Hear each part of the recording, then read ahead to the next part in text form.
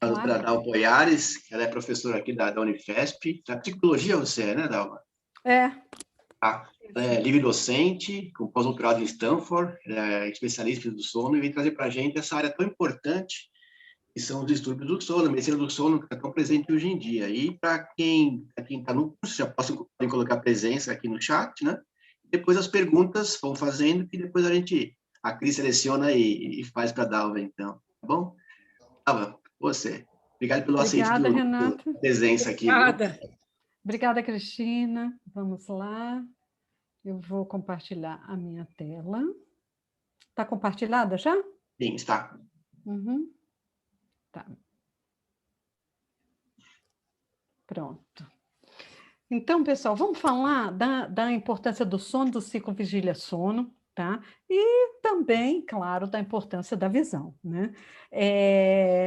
Eu até convido vocês a assistir a aula do Dr. Augusto Paranhos, porque, obviamente, será uma excelente complementação. Então, ele vai falar mais dos distúrbios, né? E o quanto eles afetam diretamente, então, da fisiopatologia, né? Do distúrbio do sono e o quanto ele pode, vamos dizer, afetar a visão, tá? Então, como sempre, a gente tem que declarar os conflitos de interesse, né? Mas a minha apresentação é baseada em referência, né? Então, eu queria começar dizendo para vocês que o sono, ele é muito complexo e multifatorial, tá? Ele é um comportamento complexo. Existem fatores genéticos? Sim. Tá? Existe um gene, por exemplo, que está relacionado com a duração do sono e também está relacionado com o metabolismo da glicose. Né? Então, a gente, mesmo por meio da mídia leiga, a gente ouve dizer, mas quem dorme pouco tende a ter mais diabetes, quem dorme pouco tende a ter a engordar e daí por diante, né? Então, existem os fatores genéticos, existem pessoas que têm uma necessidade menor de sono, são os pequenos dormidores, outros que precisam ter uma necessidade maior, né? Porém, uns que são mais matutinos e outros que são mais vespertinos, tá? Então, a Cristina falou que na especialidade dela se você não sabe o que tem da mente cortei, na minha Deus ajuda quem cedo madruga. A gente odeia essa frase, né? Então, principalmente os que não são matutinos, né? Porque às vezes tem que trabalhar até mais porque chega mais tarde, né? Enfim, então, eu tenho aqui os fatores ambientais, a epigenética. Então, os fatores ambientais, eles têm uma maior contribuição no padrão de sono do que propriamente os fatores genéticos, tá? Então, os fatores ambientais, nós vamos ver alguns ao longo dessa apresentação, mas isso é importante entender esse fenômeno complexo. Por exemplo, uma das importâncias do sono, um dos fenômenos fisiológicos que ocorre durante o sono. Não sei porque ele não está habilitando. Isso era um filminho, mas tudo bem, não tem problema, tá? Então, o que eu tenho aqui? O sistema nervoso central, então eu tenho a glia. Esses pontinhos pretos, eles são lixo metabólico do cérebro. Proteína tal, beta-amiloide e daí por diante, tá? Então, durante o sono de ondas lentas, que era o que o filme ia mostrar, tá? Isso daqui é o líquor, em verde. Então, o líquor, ele banha, né? O cérebro, ele aumenta até 60% a sua circulação, fazendo o que nós chamamos de uma depuração, clearance cerebral, tá? Que seria, vamos dizer, um correspondente ao sistema linfático, é o sistema linfático. Isso ocorre principalmente no sono de ondas lentas. Tá? Então, se livrar desse lixo metabólico é muito importante. Então, pode ser que essa função do sono possa ser um dos fatores que media a relação entre privação de sono e maior risco de demência. Tá? Mas a gente sabe que o sono insuficiente também, ele além de ser fator de risco para a mortalidade, acabou de sair um estudo que mostra o seguinte, que mesmo que você tenha, na década dos 50, dos 60 ou dos 70 anos, se você dorme menos do que 6 horas, você vai antecipar um episódio de demência. Tá? Mesmo nessa faixa etária. Tá? Porque a gente falava muito assim, como se fosse uma coisa de longo prazo, se você desde os 30 ou dos 40, não. Mesmo que você seja nessa época. Então, o risco de demência está comprovado agora, né? Sobrepeso e obesidade, inflamação, dormir pouco também aumenta a inflamação, isso é muito importante em todas as nossas especialidades clínicas, em oftalmologia também, né? A privação de sono pode, inclusive, alterar, por exemplo, a pressão ocular. Déficit cognitivo, reduz a imunidade, tá? Aumenta o risco de câncer, isso está muito bem documentado em trabalhadores em turnos, tá? Existe uma coorte de enfermagem, de enfermeiras, onde foi muito bem demonstrado o aumento do risco de câncer, independente da genética, por exemplo, em pessoas que trabalhavam em turno, principalmente turno noturno. Doenças cardiovasculares, destacando a hipertensão e aumento de resistência à insulina e risco de diabetes, tá? Para apresentar para vocês, claro que eu não vou conseguir falar de tudo isso, essa é a classificação internacional dos distúrbios do sono. Então, nós temos os distúrbios respiratórios do sono, a apneia obstrutiva do sono, que é super frequente, tá? Prevalente, insônia, apneia central, distúrbio de hipoventilação, as hipersonias do sistema nervoso central, tá? Entre elas a narcolepsia, distúrbio do ritmo circadiano, distúrbio de movimento, parassonias, que são comportamentos que às vezes são bem complexos, que ocorrem no meio da noite, tá? Desde comportamentos violentos, comportamentos sexuais, até apenas falar durante o sono, e outras parassonias, tá?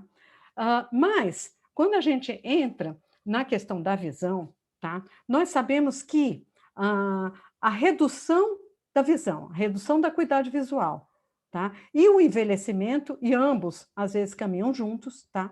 São fatores influenciadores, por exemplo, para distúrbio do ritmo e queixas de insônia e de sonolência, tá? Então, como isso acontece? Qual é a participação da visão? Tá? Então, vou contar uma historinha para vocês. É claro que vocês sabem todas as nuances, né, mais especializadas da oftalmologia, mas eu vou contar uma história muito simples, né, desse indivíduo que é um oftalmologista do sono. Tá? Ele coordena um laboratório de sono. Tá? É o Russell Foster, ele publicou na Science, tá? Então, como foram os experimentos dele? Ele observou em camundongos sem cones e sem bastonetes que eles respondiam à luz. Como assim? Né? Aí os camundongos, quando ele resolveu fazer o segundo experimento, ele removeu os olhos do camundongo. Eles não respondiam mais à luz. Tá? E aí culminou, né, com a publicação, né, da descoberta das células ganglionares fotorreceptoras que expressam melanopsina, tá? Que é muito importante na minha especialidade, tá? Talvez mais do que na de vocês. Tá? E isso, eu me lembro que isso foi, né, no início dos anos 2000, e o que aconteceu? Que esse indivíduo, ele... Desculpa, deixa eu desligar aqui. E esse indivíduo, ele inclusive foi homenageado né, o trabalho dele foi premiado também nos congressos de sono. Tá? Então, a publicação é essa, né? Então, o papel dos fotorreceptores na retina na regulação dos ritmos biológicos. Tá? Então, culminou, vamos dizer assim, com essa aplicação clínica, olha de quando? De 2009. Então, nós estamos falando de 1999. Então, vejam que essa entrada, vamos dizer assim, do papel da visão na medicina do sono é relativamente recente. Tá? Então, o que nós temos aqui? Então, a gente tem essas células ganglionares, né, contém melanopsina, e principalmente, esse M1, ele emite projeções, projeções para quem? Para o núcleo supraquiasmático. E o núcleo supraquiasmático, nós sabemos, é o marca-passo da vigília. Tá? Então, a luz, ela entra, né, pela retina, e esse estímulo luminoso, ele chega no núcleo supraquiasmático, que simplesmente inibe a produção da melatonina e nos faz ter melhor alerta, por exemplo, de manhã. Por isso que a luz pela manhã é muito importante. Tá? Mas não é só isso. Então, ele pode estimular estruturas que também liberam monoaminas. Por exemplo, locus coeruleus, que libera noradrenalina, e aí é o que a gente diz, a luz também melhora a disposição e melhora o humor. Então, é muito importante a exposição à luz, né? E nós temos problemas, muitas vezes, de sono em pacientes com lesões maculares graves, né? Ou em pacientes realmente com cegueira, vamos dizer, completa, eles, de fato, eles manifestam problemas do ritmo vigília-sono e distúrbios do sono, tá? Por quê? Porque a luz é fundamental, especialmente pela manhã, para sincronizar o ritmo biológico. É tão importante quanto aliás, é mais importante quanto a interação social, é a informação do dia, tá? De tal modo que o indivíduo cego, ele pode ser como um free running. O free running, nós sabemos que, qual é o conceito disso? A gente sabe que o nosso dia, ele interno, ele é maior do que 24 horas. O dia externo tem 24 horas, o nosso dia interno é um pouco maior. Tá? Então, se a gente não sincroniza com as pistas ambientais, luz e interação social, isso daqui pode acontecer. A gente pode ir dormindo 1 hora mais tarde a cada dia, porque o nosso ciclo é de cerca de 25 horas. Então, isso daqui poderia ser um actograma, né? Em azul seria o período de sono dessa pessoa. Tá? Então, vejam que ela atrasa a cada dia. Tá? E isso, vejam, aqui a mesma coisa, tá? Então, um estudo clássico no indivíduo cego, mostrando a secreção de melatonina e de cortisol, como os picos né? e os vales, eles vão sendo arrastados ao longo das 24 horas, né? É claro que vai chegar um momento que ele não vai conseguir dormir das 9 às 5 e daí por diante. Chega um momento em que qualquer interação social acaba, né, fazendo uma espécie de um reset nesse ritmo, tá? Mas os ritmos biológicos são importantes para manter o estado de alerta e o desempenho, regular a fome. A gente tem fome a cada número X de horas, uns têm mais fome do que os outros, né? Para a regulação do metabolismo, do próprio metabolismo, é importante para adequação da resposta ao estresse, fertilidade. Então, a gente tem o ciclo menstrual, que tem uma ritmicidade mensal, né, que é infradiana, né, como a gente diz, que é maior do que 24 horas, e o humor. Tá? Então, nós temos relógios biológicos no corpo inteiro.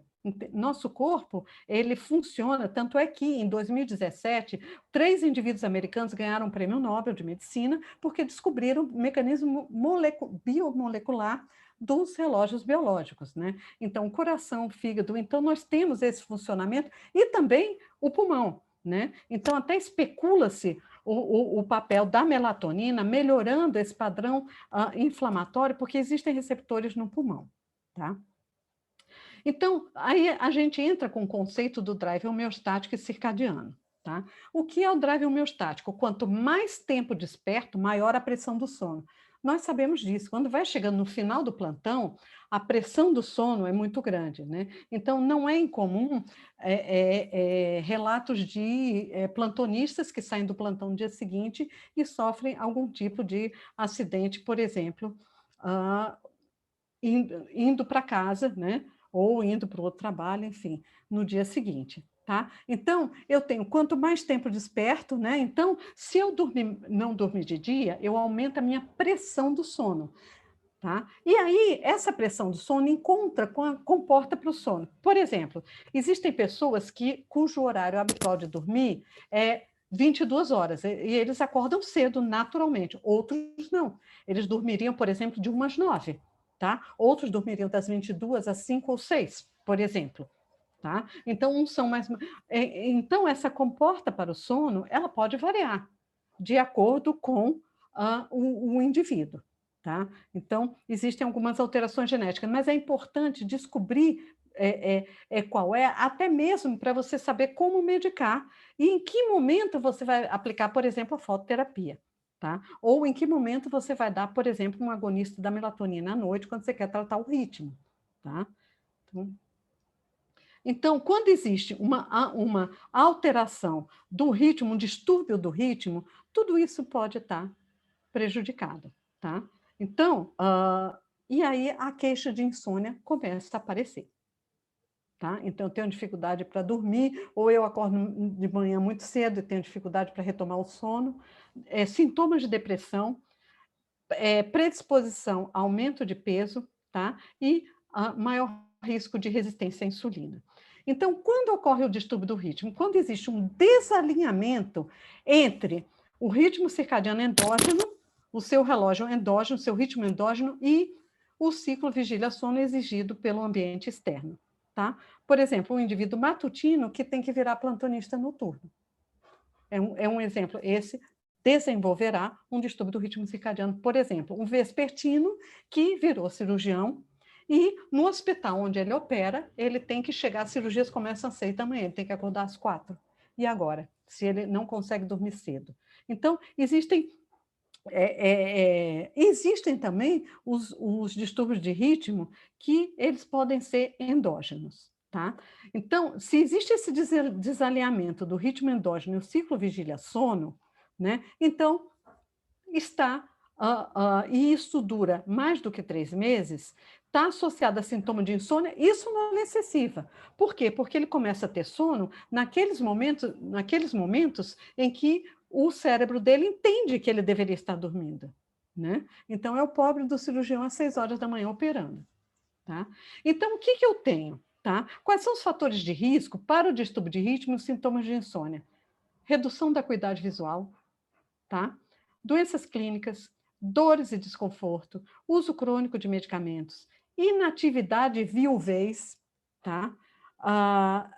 Confinamento em instituições. Então, a gente fala, por exemplo, que pessoas que vivem em instituições ou que estão em unidade de terapia intensiva, elas ficam submetidas 24 horas à mesma iluminação, sem contar que à noite existem várias atividades, né?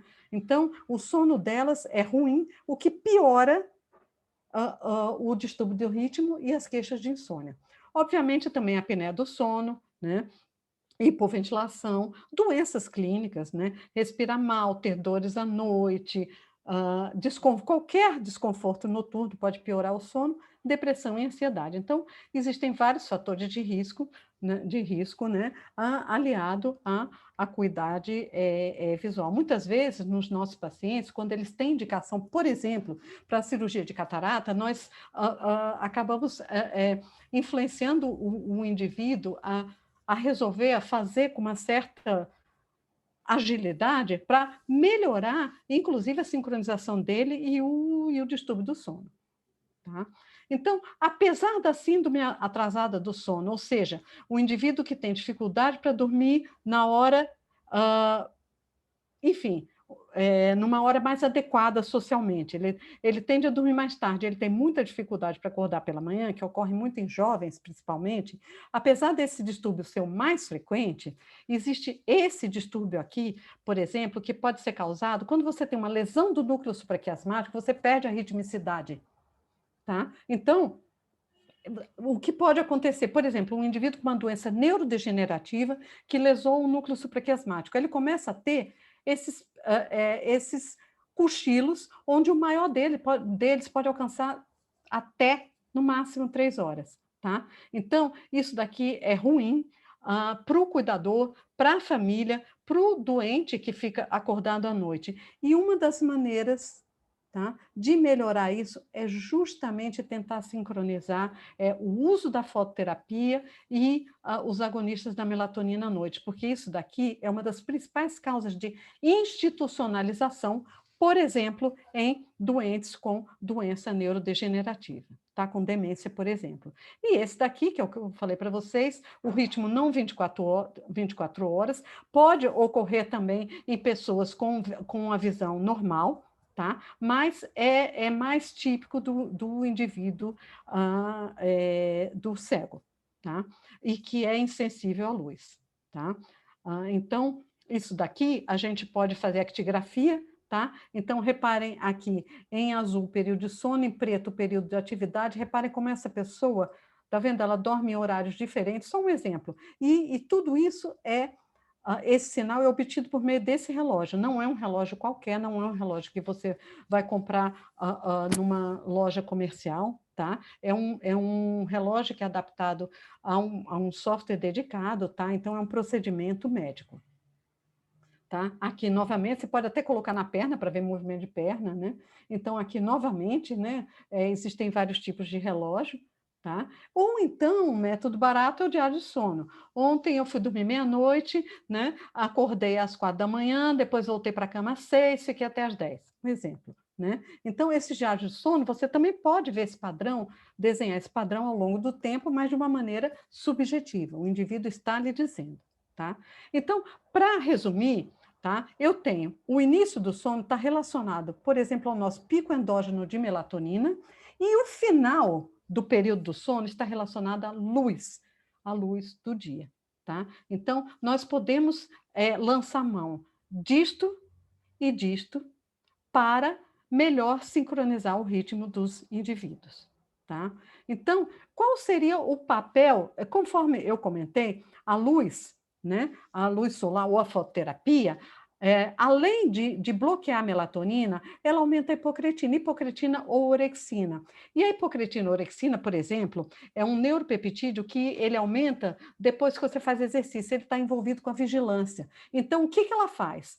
Então, quando a hipocretina aumenta, ela emite projeções para as monoaminas. Então, isso melhora o humor e melhora a energia. Tá? Tanto é que, naqueles países onde o dia é muito curto, existe a depressão sazonal, a depressão de inverno. Tá? E a gente trata isso com fototerapia. Tá? Lembrando, então, do sintoma de insônia, mudando agora para a insônia, a dificuldade para iniciar ou manter o sono ou a queixa de despertar precoce, é o principal. E, hoje em dia, os manuais diagnósticos, eles trazem algumas pistas para a gente do que perguntar para o paciente. Você tem fadiga? Tem algum prejuízo de memória, atenção ou concentração? Prejuízo no desempenho social? Distúrbio do humor? E vai daí por diante. Tá? Então, esses sintomas associados à insatisfação com o sono e algum desses sintomas faz o diagnóstico de insônia, e se for insônia crônica, pelo menos por 3 meses. Tá? E olha o que os manuais também mandam, sugerem que o clínico pergunte. Tá? Descobrir que tem insônia, então vamos avaliar comorbidades clínicas. Ele tem alguma doença mental? Tem alguma doença clínica? Né? Ele tem, por exemplo, ele tem uma baixa acuidade visual, ele tem dor crônica, ele tem. Então, eu preciso investigar também as comorbidades clínicas. Tá? Lembrando que o envelhecimento, por si só, é um fator de risco para insônia, o sexo feminino, depressão, ansiedade, medo e doenças, tá? Dentre os idosos, os aposentados e inativos estão em maior risco. Lembrando que os aposentados e principalmente os inativos, eles ficam mais ou menos assim, porque eles são inativos, eles têm uma exposição 24 horas a uma iluminação insuficiente, tá? E os distúrbios respiratórios do sono? Então, vamos passar agora para outra categoria, tá? Existem vários. E uma coisa um fator que a gente tem que prestar atenção, que às vezes o indivíduo pode ter mais de um distúrbio respiratório do sono. Ele pode ter a apneia obstrutiva do sono, que é a mais frequente, mas se ele for muito obeso, ele pode ter hipoventilação, ele pode ter apneia central e pode ter alguma doença de hipoxemia também. Mas o que nós vamos falar daqui é a mais comum, tá? Que eu vou introduzir para a apresentação do professor Paranhos, é a apneia obstrutiva do sono, tá? Então, a apneia obstrutiva do sono, ela se caracteriza por uma interrupção, é uma obstrução em nível de via aérea superior, palato e retrolingual na faringe, tá? É uma obstrução intermitente, tá? Durante a noite, que caracteriza eventos de apneia, cessação da respiração, ou redução da ventilação, que são as hipopneias, tá? Se elas forem mais de 30 por hora, elas são caracterizadas como severa ou acentuada, tá? As apneias acentuadas, elas são um dos mais conhecidos fatores de risco para hipertensão fora a idade. Tá? Mas também, por diversos mecanismos, tá? A estresse oxidativo, alterações endoteliais, inflamação, ativação simpática, podem levar e também por meio da hipertensão, a maior risco de AVC, insuficiência cardíaca, fibrilação arterial, angina e arritmia, e como vocês vão ver, doenças vasculares oculares e também glaucoma, tá? Que vai ser a apresentação do Dr. Paranhos. E existem mais de um tratamento, existem aparelho intraoral, tá, de avanço mandibular, existem algumas modalidades cirúrgicas para pacientes selecionados, tá? E existe o CPAP, que a princípio serve para todas as apneias obstrutivas de grau acentuado, tá? Então veja que hoje em dia as interfaces das máscaras, elas são minimalistas, tá? Então a traqueia sai por aqui, por detrás da cabeça, os aparelhos são super silenciosos, então a tecnologia melhorou muito, a aceitabilidade está muito maior hoje em dia. E aí eu tenho as hipersonias do sistema nervoso central, tá? Então a narcolepsia mais conhecida, tá? E é caracterizada por sonolência diurna excessiva e ataques de sono que muitas vezes o indivíduo não consegue controlar. Existe a tipo 1 e a tipo 2. Na tipo 1, o indivíduo, além de tudo, ele tem cataplexia. Tá? Então, eu não esqueço da frase de um dos indivíduos da Associação Brasileira dos Narcolépticos, que ele dizia o seguinte: sendo sonolento e conseguindo desempenhar pouco, né, eu já não tinha muitos motivos para rir, para sorrir. E quando eu rio, a doença me joga no chão. Tá? Isso é a cataplexia. Tá? Essa frase dele, para mim, ficou... Até hoje eu lembro disso. Por quê? A cataplexia, ela acontece o seguinte, tá? Quando o indivíduo ele tem uma emoção forte, principalmente da risada, entendeu? Se você contar uma coisa muito engraçada, a pessoa for dar aquela risada, ele simplesmente perde o tônus muscular. Tá? Então, a cataplexia, ela pode ser essa perda de tônus, que não tem nada a ver com epilepsia, tá? A fisiopatologia é outra, está relacionado com sono REM, tá? A narcolepsia é uma entrada normal de sono REM, e o sono REM tem o quê?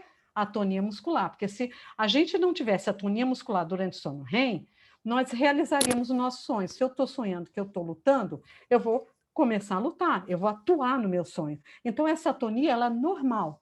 Só que nesses pacientes ela pode acontecer de repente, tá?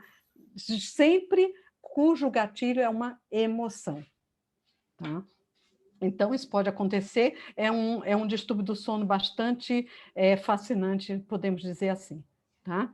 Então, vamos lá. Então, aí eu passo para as parassonias, então vou citar algumas, para não citar todas. As parassonias são muito intrigantes, são fenômenos motores ou vocalizações que se originam durante o sono ou durante a transição vigília-sono. Tá? E geralmente vem acompanhado de ausência de memória. Então, muitas vezes a pessoa ou fala ou atua durante o sono, no dia seguinte o cônjuge ele pergunta para o indivíduo e simplesmente ele não lembra, ele não sabe que isso aconteceu. Tá? Então, aqui eu posso mostrar para vocês que o sono não REM, junto com a vigília, dá o sonambulismo, por exemplo, tá? E o sono REM, junto com a vigília, dá o distúrbio comportamental do sono REM, que é o contrário do que eu falei. Então, vocês imaginem que eu estou sonhando, tá? E, de repente, eu estou sonhando que eu estou lutando com alguém. Se eu perco meu tônus, a minha condição de atonia, eu vou realizar o sonho. Então, se eu estiver do lado do meu marido, eu posso dar um soco, eu posso, inclusive, infringir uma lesão,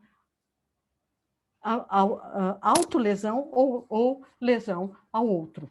Tá? Então, a gente tem que tomar muito cuidado, e esse é o tipo de distúrbio do sono que o médico do sono não quer diagnosticar. Por quê? Porque ele acontece principalmente em homens acima dos 50 anos, mas também em mulheres, e ele é uma condição pré-mórbida para desenvolver uma doença neurodegenerativa. Mais de 90% das pessoas que têm o distúrbio comportamental do sono REM vão desenvolver uma doença neurodegenerativa, tá? Que geralmente é grave.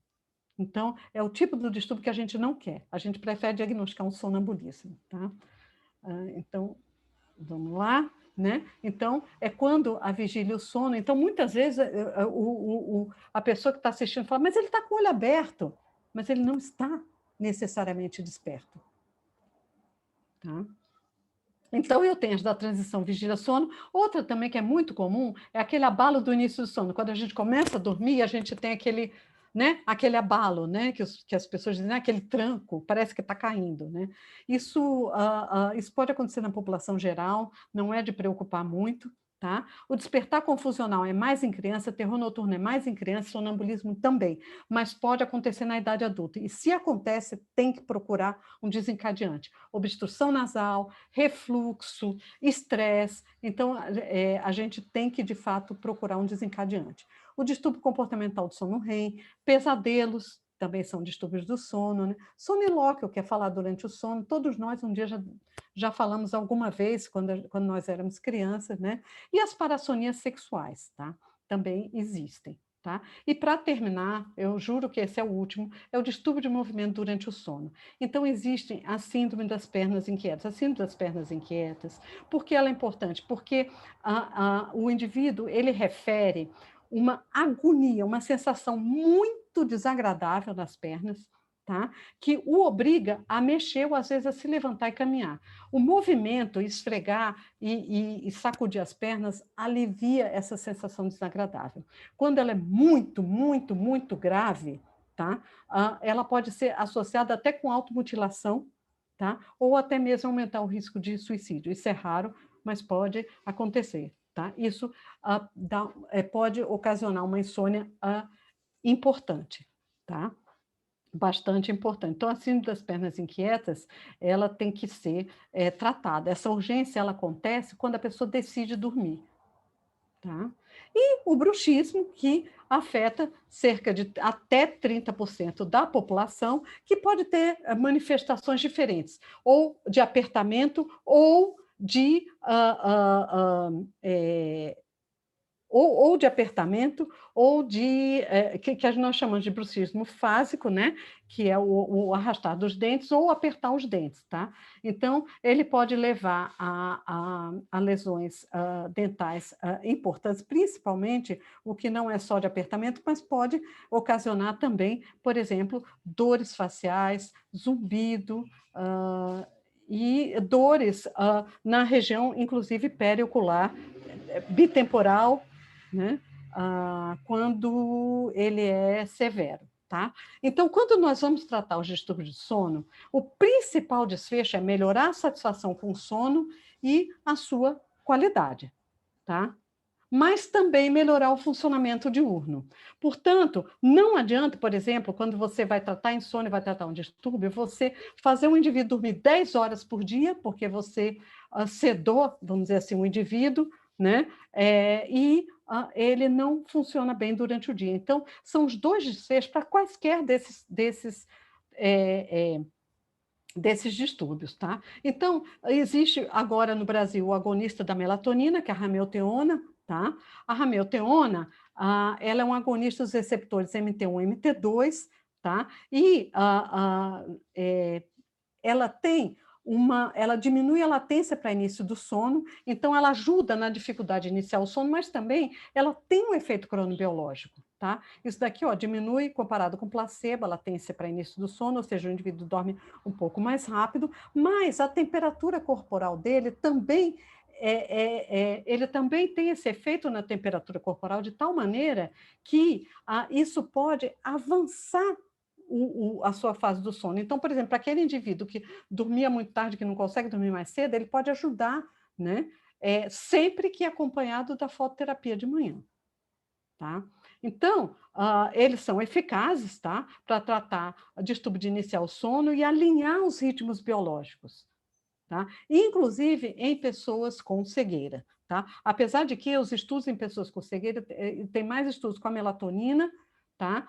Mas nós sabemos que tanto a ramelteona quanto a tasimelteona, que não tem no Brasil, são muito eficazes para tratar esse distúrbio de ritmo. Tá? Então, falando na fototerapia, a fototerapia tem várias fontes, tá vendo? Então, tem vários tipos diferentes de fontes, né? Obviamente, existem contraindicações oftalmológicas, mas em pessoas sem doença oftalmológica grave, né? Os estudos de até 5.000 horas mostraram que a fototerapia é segura, tá? Então, é uma fonte que você deixa a cerca de 1 metro, tá? do indivíduo, acima de 2.500 lux até 10.000 lux, ela é capaz de resetar o seu ritmo biológico. Então, ela é muito importante para a parte da manhã. Então, eu aumento a transmissão melatonérgica à noite e de manhã eu aplico essa fototerapia, por exemplo, tá? É claro que, como ela pode ser cara, é difícil de obtenção, nós podemos fazer isso com a luz natural.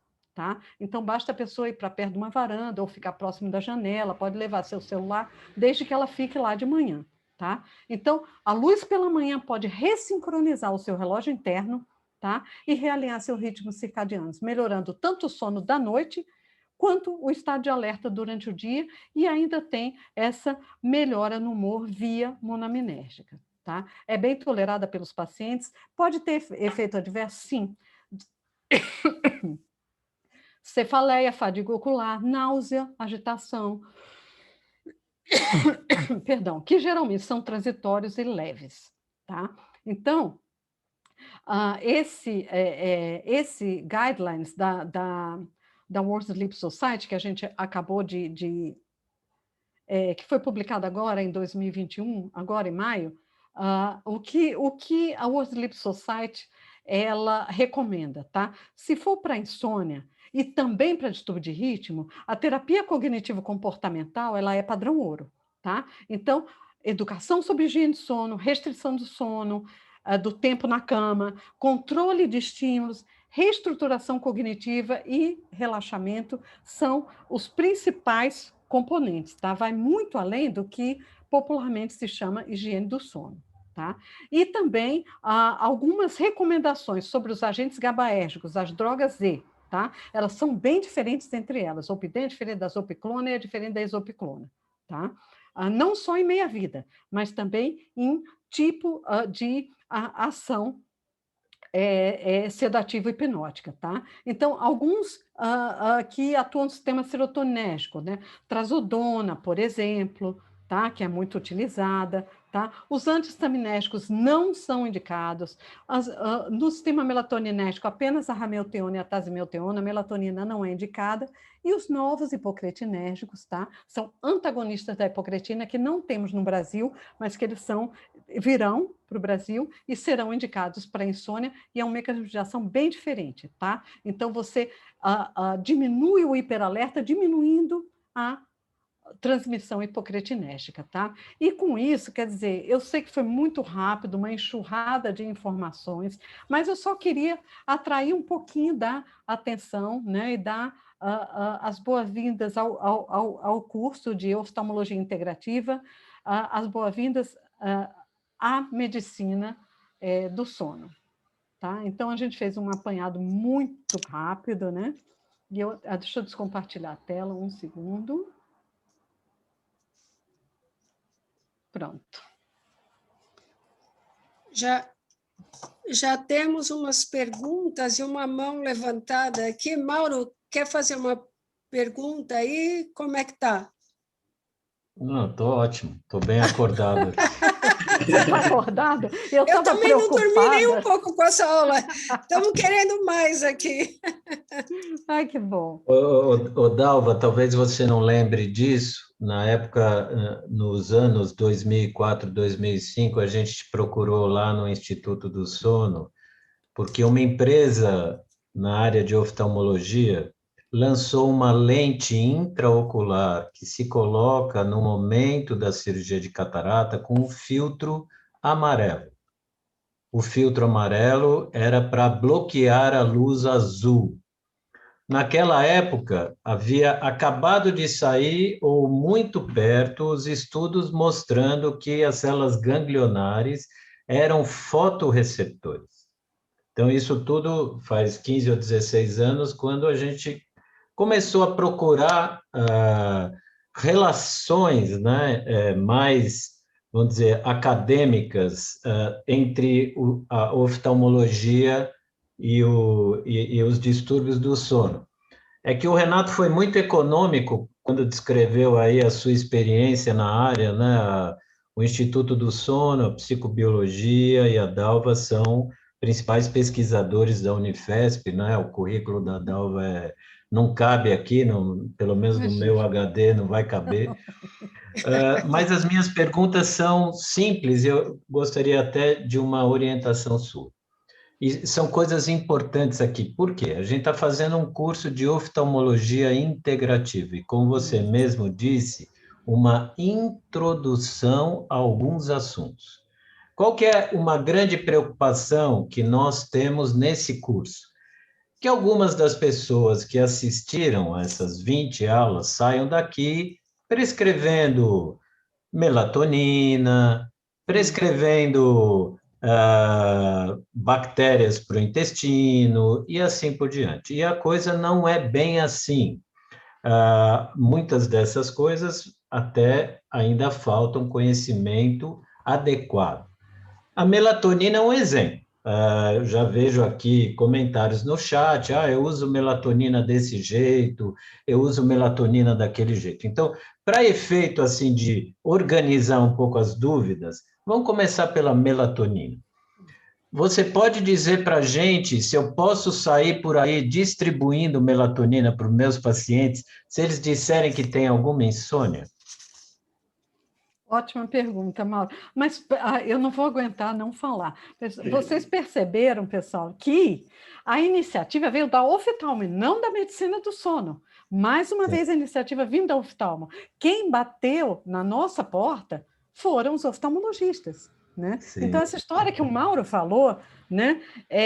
Como essas pessoas vão colocando essas lentes, eu opero a catarata, quer dizer, eu melhoro a visão e elas pioram o sono. Isso é exatamente isso. É antagônico, né? Então, foi aí que se descobriu. Você imagina quantas pessoas com aquela lente. Quando a gente descobriu isso, nós ficamos com os cabelos em pé. E aí começou a vir. E quando eles perceberam isso, nem existia ainda necessariamente uma publicação, existia talvez relato de caso. Né? Então, da mesma maneira, quando eles vieram nos procurar por causa do glaucoma, né? Que vocês, né, Mauro, que vocês vão... Então, veio muito da observação clínica da oftalmologia, porque a gente não vê esses pacientes, né? Então, veja como a integração, né, é importante, não veio de nós para ele, então eu queria só dizer isso. A questão da melatonina, assim, a melatonina, na verdade, ela não tem nenhuma indicação oficial em medicina do sono, exceto para jet lag. Entendeu? Então, se você atravessa alguns fusos horários, né? Então você pode tomar melatonina. Aí eu pergunto para vocês, tá, eu vou tomar, muito bem, eu estou aqui, sei lá, vamos dizer, na Itália, eu vou comprar melatonina. Que dose que eu compro? Deixa eu ir lá no estudo. Você tem N doses, né? Então, na verdade, as doses acima de 3 miligramas, na França, por exemplo, você não encontra para vender mais de 3 miligramas. Nos Estados Unidos, você encontra 10, 20, quantos você quiser, né? Porque as doses acima de 3 miligramas, então, você tem que ter uma ritmicidade, tá? É a mesma coisa com o cortisol, né? Então, eu tenho a curva ascendente, até as 2 horas eu tenho o pico, mais ou menos, da manhã, e depois eu tenho a curva descendente. Para eu acordar de manhã, a melatonina tem que estar no nadir. Né? Se eu uso uma dose suprafisiológica, ela não dura, a meia-vida da melatonina é 1 horinha só, mas ela pode embotar essa, né? Então, eu posso usar a melatonina para regular o meu ritmo biológico. Então, se ela tem esse efeito cronobiológico, ela tem que ter hora para tomar. Não posso tomar um dia 1 hora, outro dia ela não é um hipnótico. Se você vai tratar a insônia, né, é melhor pesquisar um sedativo hipnótico. Agora, pode ser que, se o indivíduo tem só um distúrbio de sono, quem tem estudo de eficácia e segurança, por exemplo, a ramelteona. Mas se tem um distúrbio de ritmo, se você quiser utilizar, eu diria que de 0,3 até 3 miligramas. Olha a faixa, né, Maura? Você está vendo, né? Então, eu começaria com a melatonina dizendo isso. Agora, tem uma outra indicação off-label da melatonina, que é para distúrbio comportamental do sono REM. Não sabemos por quê, mas aí tem que ser numa dose mais alta. Não importa que ele fique com sono de manhã. 5 miligramas. Melhora a parassonia à noite. Ele para de se agitar, de alguma maneira consegue melhorar. Tem algum efeito inibitório, né, na noradrenalina, enfim. Dalva, às vezes a gente vê assim, olha, melatonina é ótimo para criança agitada. Então, isso é uma coisa que eu ouço o tempo inteiro. Ó, eu dou melatonina, quer dizer, hoje há um abuso de melatonina e talvez o benefício em dar melatonina para essas pessoas seja nenhum, inclusive seja prejudicial, né? A segunda pergunta, é rápido, Cris, eu já estou soltando aqui o microfone. A segunda Mas, pergunta Mauro, é a só seguinte. falando desse ponto que você falou, é que para a criança praticamente não temos nada de nada. Você quer tratar a insônia em criança, além das medidas comportamentais, off-label se usa o quê? Melatonina em gotinha e antissaminérgico. Basicamente se usa. A única evidência que tem para a criança é em autismo. Aí realmente ela pode estar indicada. Mas você tocou num ponto bem interessante, né? Que é a melatonina em criança.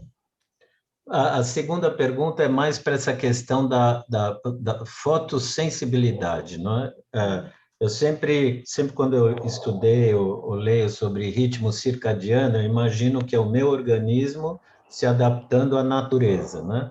E o meu cérebro acompanhando o ritmo da natureza.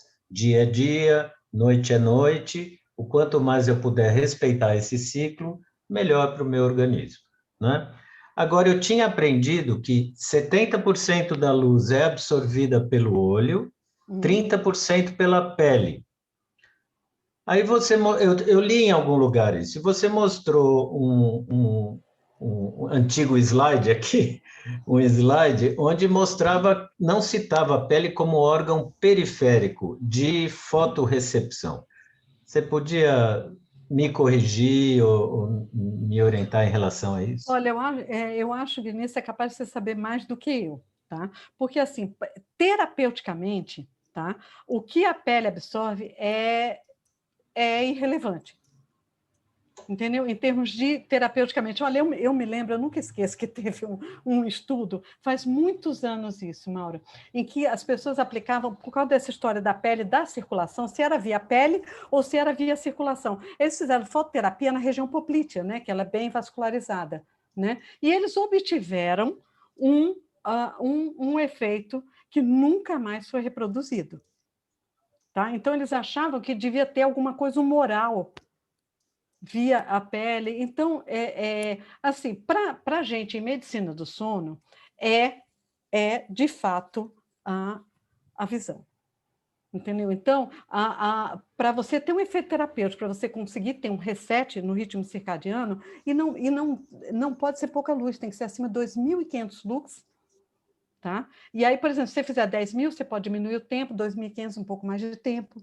Né? Veja que é uma luz de uma intensidade bem importante, né? Bem alta. Então, acabou de sair um estudo mostrando que a luz azul, essa coisa de celular aqui, que isso daqui não é que não tem relevância, mas tem uma relevância bem menor, por exemplo, do que a interação que o indivíduo tem com o celular. Sim. O Dalva, isso é importante, mas eu acho que a gente vai ter um tempo, um momento para discutir luz azul, porque hoje eu acredito que há um exagero na questão da luz azul e o dano da luz azul, e esse negócio de filtro de luz azul, aí vai entrar para a questão da luteína, mas tudo bem. Última pergunta, só porque a Cris já me mandou uma mensagem para eu ficar quietinho. Está ótima a pergunta, não mandei nada, está ótimo. Mas é que para aproveitar a luz azul, o termo, é que tem uma pergunta aqui falando se a luz azul continua sendo uma teoria ou já pode ser considerada um fato que altera a retina e o sono. Então, os dois já deram uma resposta, então não sei se alguém quer complementar aí alguma coisa em relação a isso. Você quer complementar, Dalva, ou o Mauro, que começou aí a falar? Não, pelo amor de Deus, especialista é a Dalva, eu não vou nem me atrever a dar qualquer opinião. Não, é que você fez um comentário sobre a luz azul. Cris, eu só vou te dizer o seguinte, a quantidade de luz azul que você recebe do sol é tão maior do que de qualquer um desses tablets, que eu dá vontade de dar risada quando a gente ouve as pessoas falando dessas luzes azul, e que você tem que comprar uma tela de computador com proteção e não sei o que lá com proteção. É a mesma coisa que eu pedi para você não sair de casa, não abre a janela, fica tudo Olha, escurinho, porque daí eu não tenho tem luz UV. um de cada Que modelo e um de beleza. cada grife. Eles não servem para nada. Eu já troquei Quase do nada. melhor ao pior e eu não consigo achar que tem alguma utilidade. Desculpa, é que eu estou brincando Última, com luz azul, com o tema, por conta disso, que eu concordo com você, Mauro. Não sei última se a Dalva pergunta. quer Última pergunta comentar para a alguma Dalva. coisa. A Dalva quer falar da luz azul? Quer falar, Dalva, da luz Olha, azul? eu concordo com o Mauro. Depende da intensidade e da frequência e do tempo que você se expõe, entendeu? Então, o tempo que a gente se expõe, comparado com o sol, comparado com... Olha, esse estudo de segurança da fototerapia, tá? Tudo bem que não é bem luz azul, eu acho que tem uma outra especificação. Comparado com a fototerapia, foi seguro? Quer dizer... eu acredito assim, para induzir o sono à noite, se você quiser diminuir um pouquinho, mas não acredito que seja algo que vá danificar a retina na quantidade que a gente se expõe. Sim, Não, eu acho que não. provável que não, né? É. Última pergunta, Dalva, só para não alugar muito você. O que é pior, a insônia ou o Zolpidem? Ah, Essa pergunta é adorei. muito boa. Ai, Mauro, olha, você poderia ser jornalista da CNN, Mauro. Está Poderia ser. fazendo as perguntas que não querem calar. Olha, vamos lá. Tá havendo, com a pandemia, com esse aumento de casos de insônia, mais e mais relatos de abuso de Zolpidem. Tá? Então, o Zolpidem, toda droga que atua rápido, tá? Ela também tende a viciar. Então, está aumentando os casos de dependência e de abuso. Então, a gente tem que tomar muito cuidado, começar sempre com a menor dose possível, lembrar que existem outros medicamentos, outras drogas aí que talvez tenham um potencial menor de abuso, tá? Mas com aqueles de ação muito rápida, né? E com tolerância, às vezes a pessoa começa, coisa que ela não tinha antes, começa a acordar no meio da noite e tomar outro. Do de meia-vida curta e ação rápida, tá? Então, isso é algo que realmente me preocupa, tá? Como preocupa também os benzodiazepínicos, que no nosso meio ainda é um problema. Agora, em relação à demência, né, em longo prazo, aí a gente tem mais evidência da insônia e da privação de sono do que propriamente da droga Z. Apesar de que o mecanismo de ação a gente pode especular, né, com a pouca evidência que a gente tem, que possa ter alguma relação, mas não é um determinante tão grande assim até o momento de demência. Tá? Mas esse risco de abuso é algo que a gente está vendo, né? Principalmente com os de ação rápida. E para você tirar os benzodiazepínicos, como é que você tem que orientar? Como é que você faz?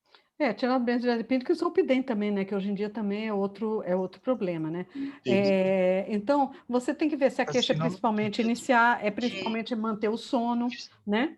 Você pode usar, por exemplo, alguma droga que tenha um mecanismo de ação parecida, mas que tenha uma meia-vida maior e uma potência menor para tirar, né? Por exemplo, Olha, existem vários, quaisquer agonistas GABAérgicos, tá? Então, por exemplo, você pode usar ou o Prisma ou o Imovane, por exemplo, para ajudar a retirar os Zolpidem, que eles têm um potencial um pouco menor de abuso, e se precisar potencializar o início do sono, Roserem aumenta, que é a ramelteona, tá? Ela pode ajudar a potencializar um pouquinho o início do sono, porque ele é mais potente no início, os outros podem perder no início. Existe a própria trazodona, a quetiapina, pode ajudar em doses baixas, que as doses baixas são mais sedativas, não precisa ser uma dose antipsicótica, a dose baixa não é. A própria pregabalina pode ajudar em alguns casos, principalmente quando tem ansiedade à noite também, né? Então, cada caso é um caso, porque vai depender do grau de dependência, o tempo em que o indivíduo usa, né? E a dose, entendeu? Então, você tirar um comprimido pode ser mais fácil do que você tirar uma pessoa que já usa 5, 6, né? Ou, como eu já vi, 35 por noite. Dalva e Renato, aproveitando aí a pergunta, Tem uma pergunta aqui que fala: não é melhor o Zolpidem do que a insônia crônica? Sim, concordo. Concordo. É melhor o Zolpidem do que a insônia crônica. E se ele tiver distúrbio de manutenção de sono, por exemplo, existem as apresentações de liberação prolongada, né? Mas é que existem outras coisas, que não existe só o Zolpidem, né? Então, a gente tem que lembrar que existe Zolpidem, Zolpiclona, Exopiclona, off-label, para alguns casos, trazodona ou quetiapina, a própria ramelteona, e às vezes você pode, para diminuir o problema de abuso, você pode até associar alguma droga, né? Principalmente quando tem comorbidade, né? Estão perguntando o que você acha da valeriana na insônia.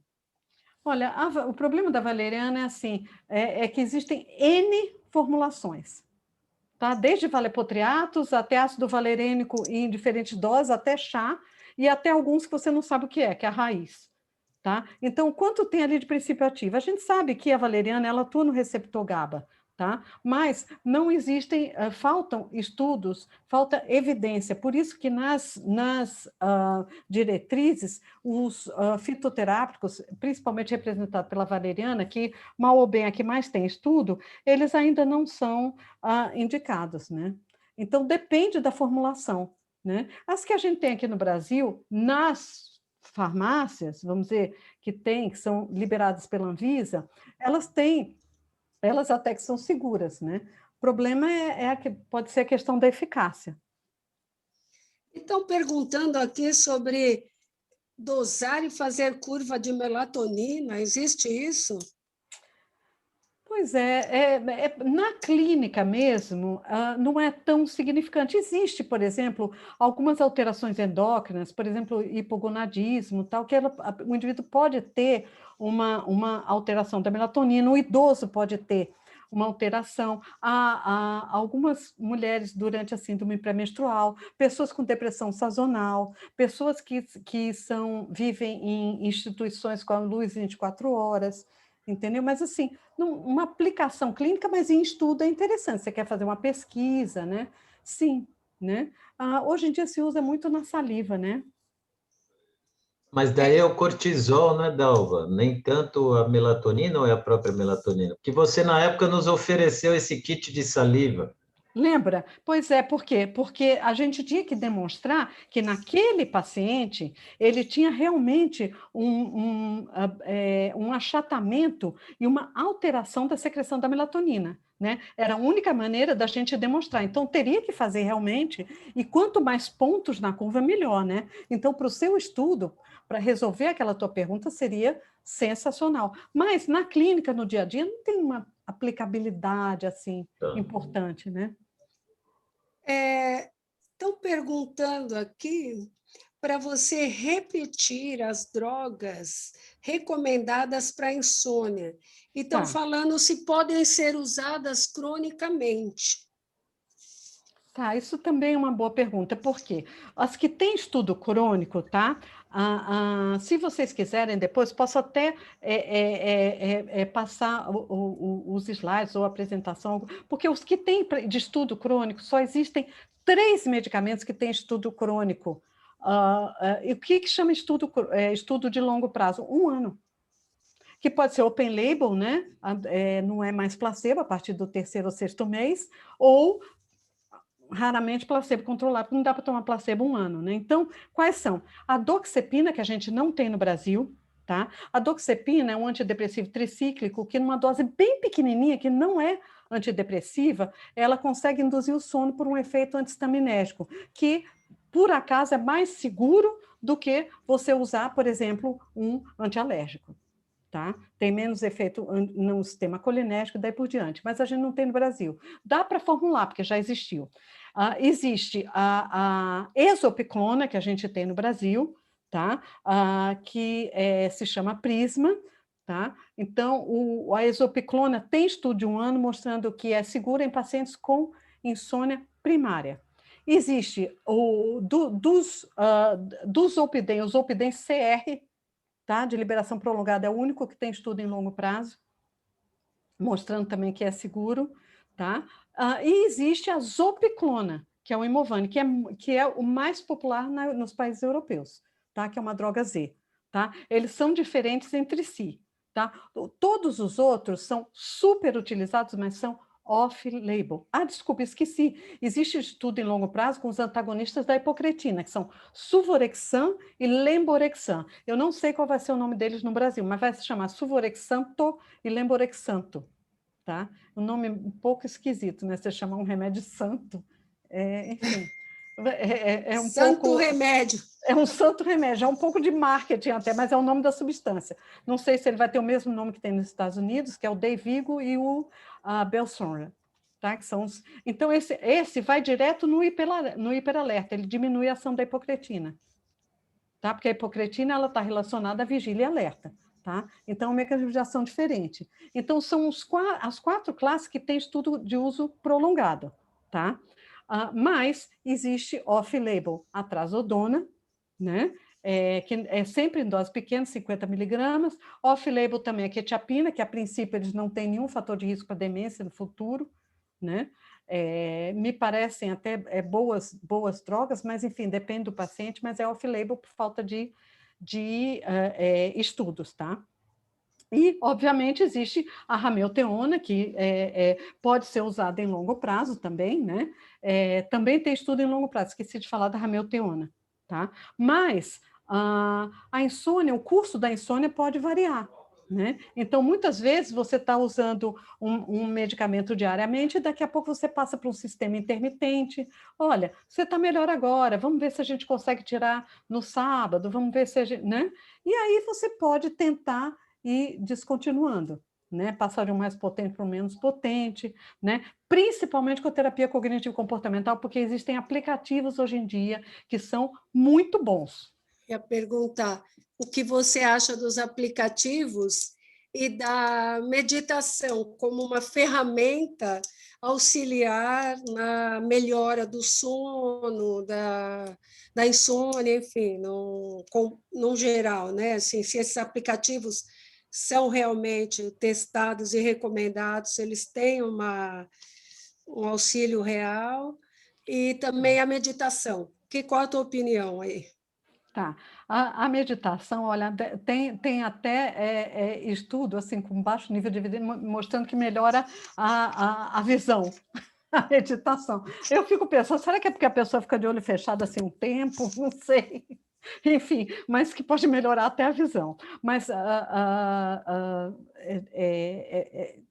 voltando, né, ao nosso assunto, saindo né, da brincadeira, a meditação, existem já meta-análise e revisão sistemática mostrando que pode ter, sim, algum efeito na melhora do sono e na melhora da atenção, do foco, né? Mas depende, né? Porque existe mindfulness, existem alguns tipos, né? Meditação transcendental, então existem alguns tipos, sim. Ela pode, sim, ajudar, mas primeiro você tem que aprender, né?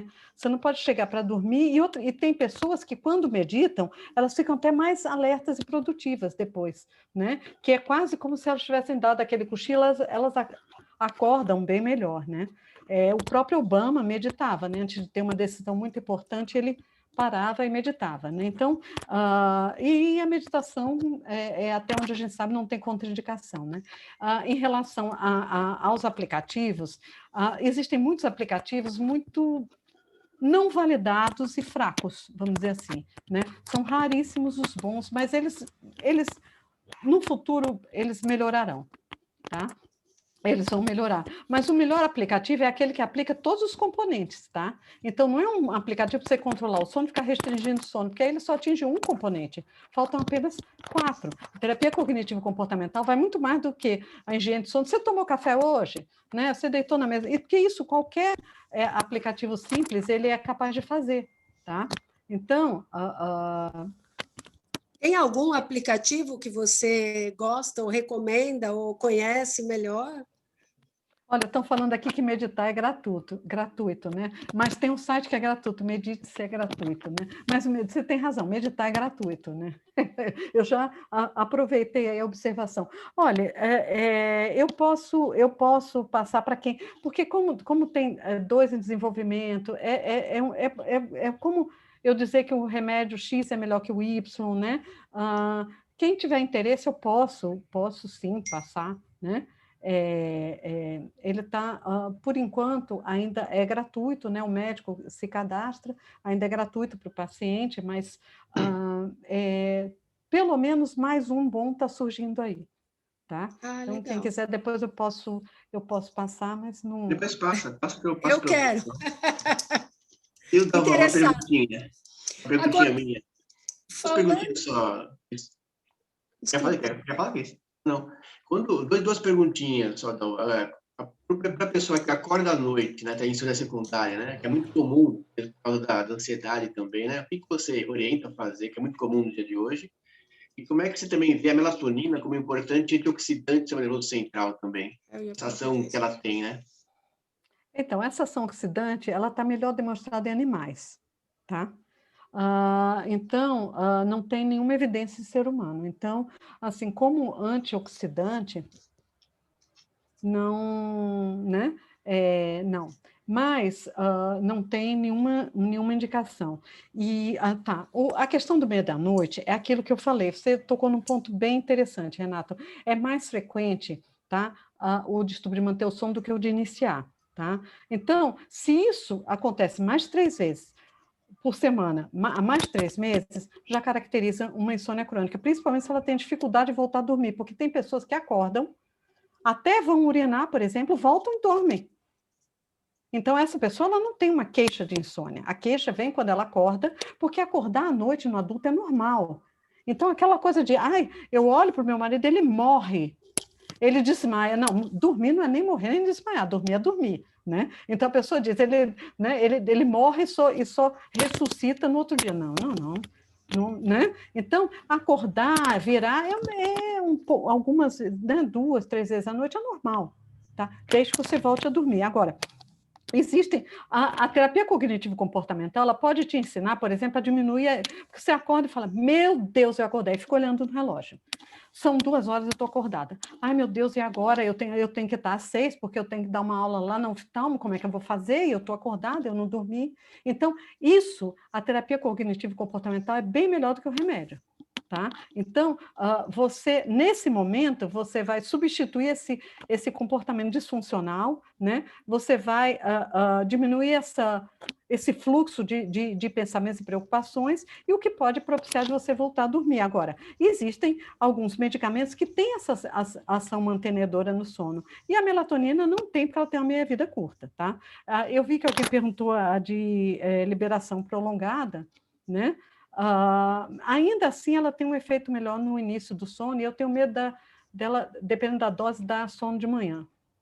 Então, existem alguns medicamentos, então a gente tem que olhar, né, a meia-vida, obviamente, o Zolpidem de liberação imediata, ele não pode não ajudar, né, a manter o sono. Ele pode não ajudar porque ele tem uma meia-vida curta. Né? Então, sempre começar, qualquer droga que você escolha, tem que começar com a menor dose possível. Se for para cortar comprimido, desde que não seja o CR, que não pode, tá? Existem alguns comprimidos que eles naturalmente são sulcados, tá? Então, comece com 5 mg de Zolpidem via oral, comece com da Zopiclona, você pode também começar com 3,75 vezes 7,5, da Exopiclona, 2 mg. Então, começar com a menor dose possível. Todo mundo começa com 10 miligramas, por exemplo, do Zolpidem, ou os 5 do sublingual, que corresponde. Eu já ouvi algumas pessoas se queixarem que a melatonina faz ter muito pesadelo, sonho intranquilo, não sei o quê. Queria ouvir você em relação a isso. O que você acha que é folclore? A melatonina e os agonistas da melatonina, isso pode acontecer, é um efeito colateral que pode acontecer com a melatonina, com a ramelteona e a tasimelteona. Pode acontecer, sim, tá? Mas, por outro lado, o oposto pode acontecer também, porque, por exemplo, no distúrbio comportamental do sono REM, a melatonina e o ramelton diminuem aqueles sonhos vívidos, né? Então, em algumas pessoas diminui, mas é um dos efeitos colaterais que pode, sim, aumentar pesadelo. Né? Esse mecanismo, para mim, de aumentar pesadelo, esse efeito colateral, ele ocorre, mas eu não sei. Mas a questão dos sonhos vívidos pode ocorrer. E estão pedindo aqui para você falar um pouco mais sobre a orientação cognitiva. Tá. Tá. Então, existem vários componentes, tá? Então, uma das questões é a regularidade. Por exemplo, hoje eu atendi uma pessoa que ela passa 12 horas na cama. E durante o dia ela ainda vai para a cama e ela tem insônia. Quer dizer, então, uma das primeiras coisas, assim, é um comportamento disfuncional. Então, você tem que identificar, né? Ela vai para a cama às 8 horas, fica vendo TV, ela desliga a luz às 11 e sai da cama no dia seguinte às 9. É óbvio que isso é incompatível com um bom sono. Então, você tem que limitar o tempo na cama, tá? Do indivíduo. Você tem que, ele tem que ser mais ativo durante o dia. Então, atividade mental e atividade física é fundamental, desde que não seja exagero, porque aí você tem um estresse, você vai para o outro lado, lá para o burnout. Então, ser ativo física e mentalmente durante o dia, as pessoas mais ativas dormem melhor, tá? Se expor à luz solar, à luz do dia, né? De manhã, ser ativo, e antes de dormir, você tem uma rotina adequada. Então, você tem que trabalhar, a terapia cognitivo-comportamental trabalha aquilo, ai meu Deus, eu tenho que dormir agora, eu tenho que dormir. Aí a pessoa, ela estava com sono, na hora que ela deita, pum, veio o alerta. Entendeu? Então, esse hiperalerta, ele pode ser trabalhado, é reestruturação cognitiva, e existe uma maneira também de você fechar o seu dia, deixar para que os problemas e as agendas que vêm à noite, elas não venham mais. Então, cerca de 2 horas antes de dormir, pega um livrinho, joga tudo lá, desde a briga que você teve com seu irmão, até as 3 cirurgias que você tem que fazer amanhã de manhã, que você não vai dar conta, né, que você acha que não vai dar conta, porque como você vai correr de um hospital para outro e tem que estar às 6 horas, não sei aonde e tal, ou as preocupações com o parente doente, seja lá o que for, você tem que trazer naquela hora e lidar com algumas estratégias, tá? O contrato que você tem que cumprir e daí por diante. Então, você traz, lida com as estratégias, e você, quando você fecha o caderninho, você tem uma sensação física de que a cabeça esvaziou. É uma sensação física. Você vai fazendo esse treino, então você vai para a cama com a cabeça, entre aspas, um pouco mais limpa. Tá? Lidar com a sensação desagradável e aquela reação autonômica de taquicardia e apreensão quando a pessoa acorda no meio da noite, isso também você pode ensinar a lidar. Enfim, e também a questão da cafeína, álcool, enfim, todos os comportamentos que são inadequados em relação ao sono, né? Diminuir um pouquinho a luz para ajudar a entrar na sonolência. Então, a luz amarela, assim, 1 horinha antes da hora programada de dormir é interessante, né? Então, tem várias coisas que podem ser feitas, né? Por isso que um desses aplicativos, ele tem até 47 sessões. Algumas são bem breves, tá? E são monitoradas.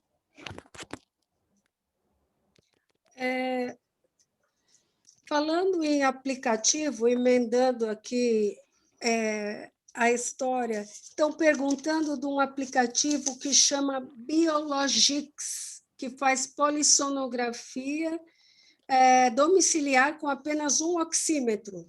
Você conhece? Sim. O que você acha? É uma boa triagem para apneia. Entendeu? É uma triagem para apneia, mas é um sistema de triagem, uma polissonografia tipo 4. É um sistema tipo 3, né? É um sistema de triagem para apneia do sono. Se você acha que a pessoa tem uma apneia severa, tudo bem, mas se tiver uma apneia leve, pode perder um pouquinho a acurácia. Estou perguntando também para você o que você acha dos óleos essenciais na insônia. Tem pouca evidência. Tem uma pesquisadora que ela é do Instituto do Sono, mas também da Gineco, que ela fez com pacientes em menopausa, e ela basicamente estudou o óleo essencial de lavanda. Você sabe que ela teve um efeito estatisticamente significativo comparado com placebo, né? Então, eu não sei como era o placebo, não sei explicar como era, mas teve um efeito bem leve, mas teve, Tá? Nós estamos agora, no nosso centro de pesquisa, tem uma outra pesquisadora que está avaliando 3 tipos de óleos essenciais, também num estudo controlado, randomizado, 2 tipos, desculpe, de uma empresa famosa que faz isso, e está justamente avaliando o efeito no sono. Mas, assim, olha, tudo que dá conforto e prazer pode ajudar. Da mesma maneira, tudo que te distrai, entendeu? Tem muita gente que liga a TV no modo sleep. Quando ela está olhando a TV, ela não está pensando que ela tem que dormir, ela não está pensando que ela tem que fazer a cirurgia daquele paciente que tem aquele olho detonado no dia seguinte, entendeu? Então, aquilo distrai e tira a pessoa do foco da preocupação dela. Então, muitas vezes, a TV pode não ser uma inimiga, o livro pode não ser um inimigo, né? Desde que você não esteja vendo uma série muito empolgante. Cris, fazer só mais uma pergunta. Claro. Dalva, existe um estudo meio clássico aí sobre essa questão aqui da nossa medicina integrativa, lida muito com o intestino, a flora intestinal, a absorção ao longo do dia, né? Existe um estudo já tem algum tempo, não é nenhuma novidade, que as pessoas que sofrem esses jet lags, né, teriam uma alteração no seu bioma intestinal aí, eventualmente produzindo uma disbiose. Os estudiosos aí dosaram lactobacilos e outros que normalmente vivem na flora e viram que havia uma modificação. Esses pacientes de insônia, alguma vez vocês já estudaram microbioma intestinal? Vocês já viram algum efeito da insônia? Ali é o jet lag, né? Nesse caso aí da insônia em relação a isso, ou não há essa linha na Unifesp? Ainda não, tá? Mas hoje em dia, né, o eixo intestino-cérebro, né, Mauro, está muito na moda. Muito na moda, né? E a gente sabe que um dos principais comportamentos visíveis é o sono e a vigília, né? Então, eu acho muito plausível que, aliás, essa questão do jet lag frequente, né? Eu fico imaginando o que é um organismo de um piloto internacional que trabalha numa empresa que tem voos frequentes, né? Porque ele se alimenta de comidas totalmente diferentes, né? O hábito intestinal dele também fica totalmente irregular, né? A qualidade da comida, né? o sono e vigília, o ritmo biológico, né? Então, o próprio relógio biológico do organismo trabalha de uma maneira... Ele nunca consegue sincronizar, né? Existe estudo, teve um estudo de uma aluna que mostrou assim, um estresse oxidativo, uma coisa bem importante. Agora, eu acho completamente plausível, né? Mas tem estudo, acho que com a apneia do sono. Com a apneia tem, não é nosso, tá? Mas eu sei que tem. Os pilotos, Dalva, já foi comprovado que eles vivem menos, eles têm uma vida menor que a normal por causa de tudo isso que você falou. Além do estresse oxidativo do próprio voo, né? Que é muito complicado também. E parece, sim, acho que já vi trabalho sobre isso, sim, com problemas do sono, com alteração da microbiota. Acho que existe trabalho, sim. Existe, sim. É que não é uma linha de pesquisa nossa, né? Sim, inclusive, sim. Os pilotos, por exemplo, eles têm que aposentar mais cedo, né? Muito mais cedo do que... E nós, médicos, também temos menos que a população normal também, né? São 7 anos menos, em média. Pois é. Na realidade, o piloto só se aposenta quando ele bagaça, né? Porque assim, eles podem voar até muito velhos. Eles tendo boa saúde, que é a saúde de passar no exame médico, no exame geral, exame ocular, eles podem voar até que eles aguentam, o que é uma maldade, né? E a gente vê assim que a maioria dos pilotos mais velhos, né, eles parecem tudo uns leão marinho, né? Fica gordo, cabelo branco, acabado mesmo. Às vezes não pela idade, assim, mas é muito por conta, eu acho... Eles reclamam muito de patologia nasal e ocular. por causa de viver muito tempo em pressurização e nesse ambiente seco, né? E ouvido, né? Porque o barulho, muitos ficam surdos, né? Muitos têm apito, né? O zumbido, que era outra coisa que eu ia te perguntar também. O quanto que o zumbido interfere.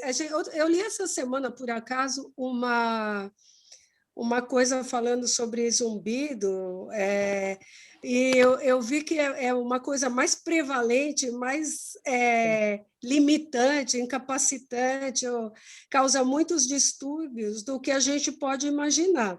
Sim. E é uma coisa também, por exemplo, a medicina alternativa, né? Então, ela dá aquela ginkgo biloba, a medicina integrativa, né? Falei o termo que eu não gosto, eu mesma não gosto de usar. Recomendação como um anti-zumbido, ou uma melhora cognitiva, aqui nos Estados Unidos, quer dizer, tem muita, aqui no Brasil, né? Nos Estados Unidos, tem muita, vamos dizer, muito remédio para melhorar a capacidade funcional aí do cérebro, quer dizer, a capacidade cognitiva. Tem um tal de acho que é Neuriva o nome, né? Que ele é uma mistura de um monte de vitamina. O que você me fala disso? Quer dizer que, porque aí esses complexos aí que melhoram tudo, quer dizer, eles se propõem, vamos dizer, a melhorar o sono, que, aliás, eu vou emendar também uma pergunta que eu vou fazer para você junto com isso, é que eu escuto muito falar que o importante não é ver como você dorme, mas ver como você acorda. Então, assim, minha segunda pergunta para você é essa aí. Como é que a gente consegue? Porque, às vezes, a pessoa diz que dorme bem ou dorme bastante e acorda quebrado, dolorido, cansado, bagaçado. Quer dizer, o que você me conta? Tá. Essa queixa de sono não reparador, né, independente do quanto ele dorme, né, porque o fato dele dormir e não acordar, se ele tem o sono não reparador, ele sempre acorda cansado, ele tem grande chance de ter um distúrbio do sono. Ele tem grande chance de ter um distúrbio do sono. Então, isso é algo que a gente tem que é uma queixa bem frequente, tá? E chama atenção para alguma condição, algum distúrbio do sono de fato, tá? Esse médico agora seu aí, né, mãe? Quem sabe, né? Vai te Mas- ajudar, né? E a outra pergunta sobre a ginkgo biloba, né? O zumbido, ele afeta bastante o sono, né? Por quê? Porque, obviamente, a pessoa escuta mais quando o ambiente está quieto, que é justamente quando ela vai dormir, né? Então, isso aí é que aparece mais o zumbido. Então, ele realmente atrapalha. Existem várias técnicas, né? Além de medicamentos, né? Frequências que podem abafar o zumbido. Existem alguns aparelhos, tal, mas, assim, a ginkgo biloba, ela tem sido... ela não tem uma indicação oficial, assim, vamos dizer, né? Para zumbido, e pode até ter aumentar um pouco o risco de sangramento quando associado com antiagregantes, né? Então... E em relação aos médicos plantonistas, né, mesmo aqueles trabalhadores que trabalham de noite, né, o que você observa em relação aos problemas gerais? Sim, então, o trabalhador em turno, ele tem, também vive menos, tá? Então, ele tem uma redução da expectativa de vida, tá? Ele vive menos, ele está mais exposto à obesidade, a problemas cardiovasculares, à hipertensão também, e a câncer de próstata. Não tem o mesmo nível de evidência quanto o câncer de mama na mulher, mas também, tá? E talvez mediado por essa alteração na imunidade. E também algumas alterações inflamatórias, tá? Então, ele tem mais inflamação. Então, ele tem mais, de fato, é um organismo mais inflamado. Então, o trabalho em turno, né? Tanto é que existe o adicional, né? Noturno, né? A gente tem Fora a questão da periculosidade. Tanto é que a modafinila, por exemplo, nos Estados Unidos, ela é indicada para trabalhador em turno. Né? Por exemplo, se você precisa ter uma vigilância, tá? À noite, e você precisa ter uma vigilância adequada, e você, por exemplo, um controlador de torre, né? Enfim, ele pode, né? Agora, é muito complicado, porque você vai tomar um medicamento para melhorar o seu alerta, depois você vai ter que, né, tomar algum cronobiológico para você dormir de dia, quando é uma situação que não é fisiológica, mas é necessária, porque a sociedade é 24 horas, né? Tem que ter médicos de plantão, tem que ter farmacêuticos de plantão, tem que ter, enfim, tem que ter posto de gasolina aberto e daí por diante.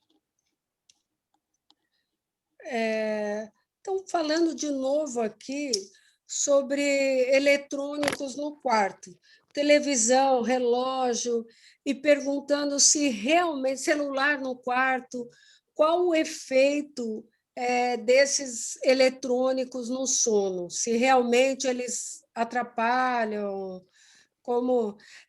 Vou mudar a pergunta. Qual seria o quarto ideal para ter um sono perfeito? Olha, isso pode variar de pessoa para pessoa. Na realidade, assim, a regra geral é limpo, confortável e à noite escuro, tá? Então, um lugar úmido, enfim, sujo, né? E com muito barulho, né? Ruidoso, geralmente atrapalha o sono, mas o que você perguntou primeiro antes dos eletrônicos. Eletrônicos. Tá. Então, a questão dos eletrônicos é o seguinte, já discutimos o negócio da luz, né? Enfim, a interação, tem um estudo que mostra, bem recente, que mostra que a interação é um estímulo muito maior do que a luz. Tá? Então, por exemplo, você está no seu celular e de repente vem, nossa, olha aqui, ó, tem uma pessoa que, veja, fulano está não sei o quê, você entendeu? Aí eu já fico alerta e eu tenho que responder. Entendeu? Então, isso, a mídia interativa é muito pior do que a luz. E tem um horário que por exemplo, a recomendação, qual seria o horário, mundo irreal, né? O horário que a gente deveria tentar ir para a cama para dormir. Tem alguma coisa nesse sentido? Varia de pessoa para pessoa. Se você é muito vespertino, entendeu? Sua genética é de ser vespertino, se você deitar muito cedo, você vai demorar para dormir, né? Então, quer dizer, é bobagem isso, não tem, realmente depende do tipo da pessoa. Depende da pessoa, né? Não é bobagem, a regularidade é uma coisa muito séria, mas depende da pessoa. Não, mas, por exemplo, se a minha regularidade é 1h mas você não pode, porque você tem que estar no hospital às 7, vamos dizer, você não pode dormir a 1, né? Porque você vai... aí você tem que fazer um tratamento cronobiológico, entendeu? Aí você tem que entender qual é a sua necessidade de sono e puxar o seu bloco de sono para ter um número de horas, né? Agora, um indivíduo, tudo que você muda demais, se você tem um perfil assim, você quer ter um perfil o oposto, entendeu? A cirurgia plástica não vai resolver, né? Então, se você é muito vespertino e você quer virar um matutino, acordar às 6 da manhã feliz, não dá, entendeu? Uma pessoa baixa, ela pode colocar salto, mas ela não será uma pessoa alta, né? Então, existem coisas que têm limite, né? Aqui tem outra pergunta sobre fitoterápico, perguntando o que você acha da eficácia do uso de fitoterápico tipo melissa, mulungo, e se carboidratos ou proteína animal à noite atrapalham o sono. Geralmente, as refeições, existe um momento, né? Refeição muito, muito próxima à hora de dormir é um problema, tá? Como também uma refeição muito copiosa, tá? Então, a quantidade e a proximidade, mas a qualidade da refeição também, porque tem alguns alimentos que são de difícil digestão, né? Então, você comer muito carboidrato próximo da hora de dormir também não é aconselhável, como também uma proteína de difícil digestão. Então, existem várias questões em relação à alimentação e o sono, né? Então, isso é fato mesmo. Em relação aos fitoterápicos, assim, não tem evidência para nenhum deles, entendeu? E para uma insônia realmente severa, eles não vão conseguir atuar, né? E, enfim, né? Talvez a gente saber qual é a concentração, fazer um concentrado daquilo, avaliar, fazer um estudo, aí a gente pode, né, chegar a algum consenso, mas por enquanto para nenhum. Ô, Dalva, e o CBD? Vocês têm estudado o CBD? Ele tem ajudado em insônia? Olha, Esses... mesma Isso. coisa, Mauro. Todo mundo fala, um monte de paciente perguntando, o canabidiol, tal. Primeiro, assim, que é uma falsa segurança, porque ele não é tão seguro. Segundo, que tem mais evidência para epilepsia. Entendeu? Para a insônia, a gente tem um arsenal de medicamentos que foram testados em pessoas com insônia, foram testados em longo prazo, e a gente sabe segurança e eficácia. Tá? Então, a evidência com canabidiol, qual a formulação? Em que dose? Né? Então, é muito baixa, mas olha, é um monte de paciente perguntando, porque está na moda, né? Alvar, e, claro, não é sua área, não é sua praia, mas em relação a problemas oftalmológicos, o que você mais pega na medida do sono? O que você mais relata isso? Em termos de, você diz em oftalmo? O que você mais pega de queixas oftalmológicas, de problemas oftalmológicos ligados à sua prática mesmo? Olha, dorme mal com ressecamento de olho, entendeu? Talvez isso é impressionante. Então, o que a gente tem de ressecamento, vermelhidão, né? Pessoas que já vêm até investigadas para Sjögren ou para outras causas né? Então, sim, né? Dormir mal com queixa de borramento, diminuição de acuidade, tipo, meu óculos estava bom, não está mais. Entendeu? Essas queixas, quer dizer, eu estou repassando as queixas, não o diagnóstico. E, obviamente, em pessoas com apneia severa, patologia vascular ocular e glaucoma.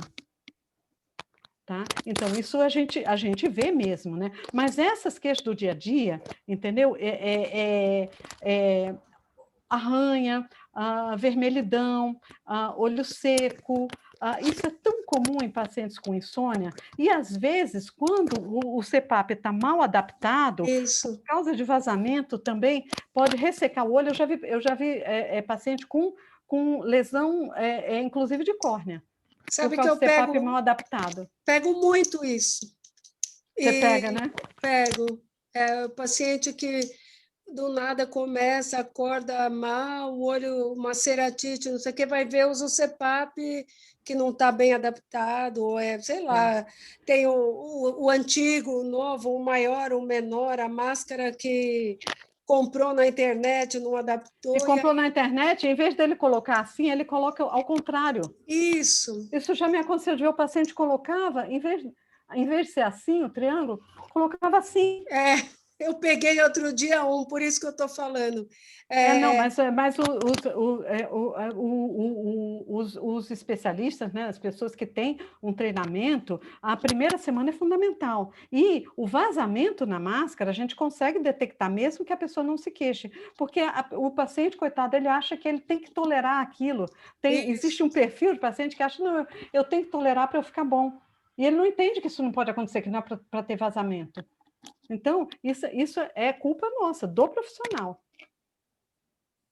O que é interessante também, Dalva, é que esse ponto da luminosidade noturna, tem coisa de mais de 100 anos, 100 e poucos anos, mais ou menos. Né? Até então não existia a luz elétrica, né? Ou seja, mudou muito e a gente acabou, entre aspas, sofrendo um pouco com isso também, né? Mais ou menos por aí também, né? Exatamente. Mudou muito a questão da luz elétrica. Agora, um outro também, assim, pessoas com catarata importante. É que hoje em dia a cirurgia de catarata está tão acessível, né? Que a gente mais... pessoas com catarata e distúrbio de ritmo, queixa de sonolência, insônia. Isso tem, viu? Quando que você acha que o paciente com essas queixas oftalmológicas, ele precisa ser encaminhado para uma avaliação, fazer uma polissono? Quer dizer, qual o sinal de alerta para a gente?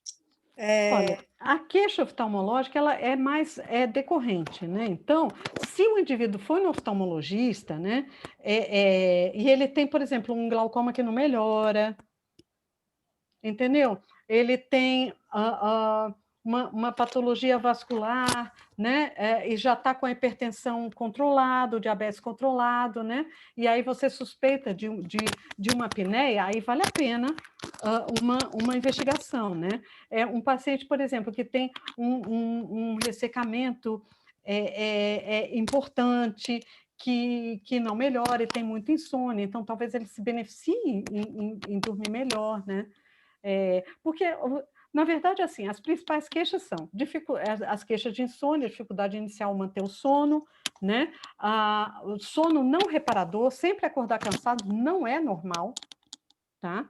Sonolência diurna ou comportamento anormal à noite, né? Ou aquele que ronca muito, e o ronco, inclusive, é referido pelo parceiro ou parceira, né? Que pode ser um sinal de apneia, enfim. Então, são esses os principais sintomas que englobam, né, a maioria dos distúrbios de sono. Então, para a gente integrar um pouco mais esses dois temas, Dalva, se, por exemplo, nós pegamos um paciente crônico, algum problema oftalmológico um pouco mais crônico, de glaucoma, uma ectopia diabética, olho seco mais importante, a gente sempre tem que perguntar sobre o sono, pelo menos. Isso é interessante. Por quê? Porque você pode otimizar o seu tratamento. Ele pode não ser a causa, ele pode ser um agravante só. Entendeu? Ele pode ser um pequeno agravante. Né? Então, se você tirar esse agravante, você às vezes otimiza, né? Então, você já fez tudo, né? Porque vocês são super especialistas, né? Que pertencem a vamos dizer, uma elite da especialidade de vocês já fizeram tudo. Então, tem que ter outro fator lá, que era mais ou menos o que a gente fazia com a hipertensão resistente, né? Então, a hipertensão resistente, você já usou as 3 classes de medicamento, não controla, não sei o quê, vai pesquisar rim, vai pesquisar não sei o quê, pesquisa a apneia, que é uma das causas de hipertensão resistente, entendeu? Então, quando você vê que alguma dessas questões e o indivíduo se queixa de sono, aí eu acho que vale a pena. Por quê? Porque dá para a gente melhorar, otimizar, né? Vamos falar assim, otimizar no tratamento, né? Que eu acho que vai ao encontro desse curso, né, de medicina, de oftalmologia integrativa. Né? Então, se tem algo que está agravando e pode estar prejudicando a otimização do meu tratamento, eu vou lá. Né? Tem alguém aí que está sugerindo lançar um livro de oftalmologia integrativa, né? Que ele achou que os temas são fascinantes. Tá? Já está no forno, né, Renato? Era surpresa para o final do curso, mas agora, tá vendo? Já fizeram a gente contar, né, Renato? Não teve jeito. Vai ser da Dalva, né? Deu um spoiler, hein? Já foi, no livro. Olha, seria interessante também, uma coisa que você está falando, eu estou viajando aqui, fiquei pensando em vários estudos, né, que nós poderíamos começar a desenvolver conjuntamente, né, com esses nossos pacientes de oftalmo aí. Super. Na época, olha, eu acho que foi mais um problema conosco do que a oftalmo fez tudo, abriu os ambulatórios e tal, mas talvez a gente, na época, não tivesse tão organizado. Então, eu ponho muito a meia-culpa, sabe, mais no sono do que na oftalmo. Eu acho que terminando a pandemia, sei lá, enfim, melhorando a situação, né? Eu acho que a gente pode voltar a animar, a ver os pacientes, a fazer clinical trials, né? Bem... Vou cobrar, hein, Dalva? Já está aqui, está borbulhando. Na agenda. Hoje ela vai ter insônia, muitas coisas na cabeça. Olha, não pode. Vamos esvaziar isso. Insônia não exatamente, né? Mas eu sou eu sou noturna, hábitos noturnos, né? Então eu trabalho melhor, eu estudo, eu penso, eu tenho ideia, eu faço tudo à noite. É muito interessante.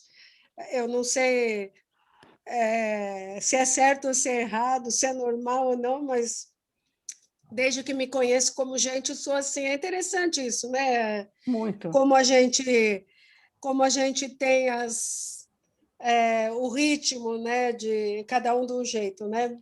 E isso é Muito. uma coisa legal agora a gente fazer essa aproximação aí com vocês para fazer estudos, né? Eu coloco aí à disposição também de todo mundo que está participando, né, do curso aí, do nosso núcleo de estudo. Quer dizer, a ideia é a gente abrir realmente para poder fazer estudo conjunto, para poder testar hipóteses, né, para poder Uhum. uma coisa muito que Ninguém faz ciência sozinho, né? A exato, colaboração é fundamental, né? é, Tem que ser Tem área inclusivo, integrada, né, né? Gal? E tem uma área integrada, é o olho com o sono, com o cérebro, né? Tem tudo a ver isso daí, né? Com certeza. eu acho. O Mauro ficou quieto aí, mas vou desafiar também ele retomar aí as pesquisas com vocês, né, Mauro? É muito legal o horizonte que se abre aí de compreensão de uma série Uhum. de coisa que até está na moda agora, né? Que nem as perguntas aí relacionadas ao, ao nosso bom e querido Blue Light. Nossa, eu já comprei um de cada modelo aqui. Chiquérrimo, lindo esse. Nem Não, sabia que existia. ninguém me convence assim ao É. uso. É muito legal, né, Mauro? Vamos ter Uhum. ideias, né? Novas ideias e novas barreiras aí para a gente responder novas questões. Combinado. Dalva, uma última pergunta, porque você já deve estar muito cansado do dia. A insônia é um problema de séculos? Quando você vê história de descrição de insônia, você encontra isso mesmo em civilizações mais antigas? Porque às vezes a gente ouve, a insônia é uma doença do homem moderno, né? É isso aí ou não? Não é nada disso, já é uma doença antiga? Tá, ótimo ponto, Mauro. Não, existe desde sempre, tá? Porém, com o aumento dos estímulos, né, e o aumento da exposição aos estresses, então, obviamente, né? Então, dizer que é do homem moderno, porque agora a gente olha para ela, né? A insônia, o hiperalerta, tá? A tal da insônia primária, né? Que é a insônia pela insônia mesmo, ela é uma resposta anormal ao estresse. Tá? Então, por exemplo, nós mulheres, nós temos um cérebro diferente dos homens e a resposta ao estresse é diferente. Então, por exemplo, vamos dizer que nós 4 passamos por um estresse exatamente igual, exatamente padronizado, tá? Eu posso desenvolver insônia, tá? O Lessa pode desenvolver uma gastrite. Você, ainda bem que eu passei por isso, eu quero mais aí para Porto Seguro, para ir para não sei para onde, entendeu? E a Cristina desenvolve uma cefaleia atencional, entendeu? Então, ou ela comigo desenvolve uma insônia, porque nós somos mulheres, mas não quer dizer que vocês também não possam desenvolver. Então, é uma resposta exagerada ao estresse com o hiperalerta. Né? Então, a pessoa começa a ter esse hiperalerta, é uma resposta de estresse. Né? Então, sempre existiu, porém, a exposição é muito maior. Né? Vamos dizer que o nível de estresse, hoje em dia, né? O número de estímulos, o número de contas que você tem. Antigamente só existia luz e gás, nem sei se tinha gás. Né? Hoje em dia, você tem N obrigações no mês. Né? Tudo bem que já existe banco online, existem outras coisas, né? Mas a vida ficou muito complexa, entendeu? Então, você tem muito estímulo e estímulo gera alerta. Então, facilita a manifestação de algo que podia estar latente naquela pessoa, ela pode ter aquele background favorável para ter, mas nunca desenvolveu, né? Então, eu acho que o número de desencadeantes está aumentando. Quer dizer, nas mulheres está associado com hormônio também, né? Está Também, porque piora após a menopausa, né? Ela pode estar associada com hormônio, mas o fato de você repor hormônio não necessariamente melhora a insônia. Então, é um desencadeante, mas não é um fator causal, vamos dizer assim. Quem mora no interior, no campo, tem menos insônia do que quem mora na cidade, provavelmente? Tem, a gente está vendo isso agora com a coorte de Baependi e a coorte de São Paulo. Tem menos insônia. Mas, assim, a insônia afeta faixas etárias diferentes, entendeu? Tem menos insônia, mas tem. Tem. Nossa, se deixar, né, Renato, nós vamos ficar aqui até amanhã, né? Coitada da Já Dalva. tenho 1 hora perguntando para a Dalva já, coitada. Coitada. Mas é bacana, porque faz a gente, é um exercício mental, trocar ideias, né? Eu acho que Nós fizemos a CPI do sono hoje. Não, mas me fez pensar, né, nessas coisas, né? Fazia tempo que, né, algumas perguntas eu fiquei até com medo. Eu falei, meu Deus, será que eu vou conseguir responder tudo? Eles são muito bons, né? Tem umas perguntas muito, né? É bom deixar a Dalva dormir agora, né, Cris? Opa! Todos nós, né? Todos nós. Todos nós. Olha, Pessoal, muito obrigada. Tomara que o nosso curso não tenha te dado nenhuma insônia, tá bom? Uma insônia, né? Não, se for insônia do bem, tudo bem, não tem problema. Foi ótimo revê-los. Super prazer, viu? Obrigada pelo convite e nos falamos, tá bom? Olha, isso muito obrigado, é uma graça, tá? Nós contamos com você, você vai voltar e nós contamos para os futuros estudos, tá bom? Que gostoso, viu? Que gostoso. Obrigada. Então tá bom, queridos. Obrigada, Dalva. Obrigada, tchau, tchau. Obrigada a todo mundo. Até a semana que vem, né? Tchau, tchau. Tchau, tchau. Semana que vem com o laboratório e também com a do Augusto. O Augusto vai dar sono em todo mundo, ou quer dizer, vai dar uma aula de sono. Combinado. É isso então, aí, tá bom, pessoal. querido. Muito obrigada. Obrigada, viu? Obrigada a todos. Muito obrigado. Tchau, tchau. Obrigada a você. Tchau. Tchau. Tchau, tchau.